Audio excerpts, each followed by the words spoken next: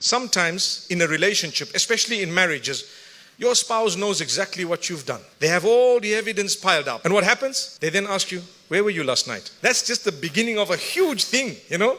I was at the boxing. Oh, were you at the boxing? Wow. Which box? Are you sure you went somewhere else? Are you really sure? Now something is starting to go dum dum dum dum dum dum. Your heart is now racing, right? They know everything. They know the whole lot. And then you're not telling them. But if you come up and say, you know what, I made a mistake. I actually was not where I said I was going to be, and so on and so forth. The problem is we are humans. We are not Allah. They still might not forgive you, depending on where you were and what you did. But a bigger problem is when they prove that you're trying your best to cover everything. Then they show you one piece of evidence. Okay, what's this all about?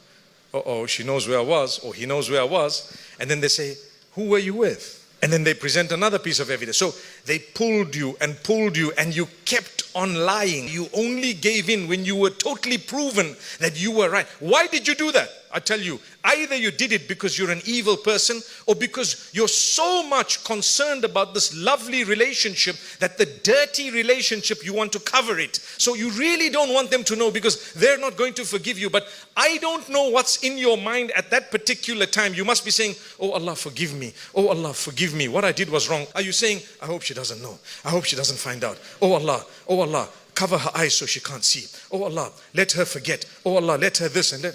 Come on. Which du'as are you making? Now imagine Allah in this whole picture. Who is Allah? And where does He fit in? The truth is, we should be ashamed of Allah before anyone else. We should be worried about our relationship with Allah before anyone else. Why should I really be concerned about human beings before Allah? It's supposed to be Allah before the human beings. If I was concerned about Allah, I wouldn't have done this in the first place. And if I did, it would have stopped immediately. Even before I was caught. I know as a counselor of people who've had affairs for 4 years, 5 years, never caught by the spouse. They left that and they quit for the sake of Allah, and they became better people with the spouse, never ever knowing anything. And 20 years down the line, the guy says, you know, I have something to tell you. So silly, my brother, you didn't need to say it to a human being. 15 years ago, I had a little affair, and I immediately recognized it was wrong. And so I turned to Allah and I started praying 5 times a day as a result of that. And I said, what?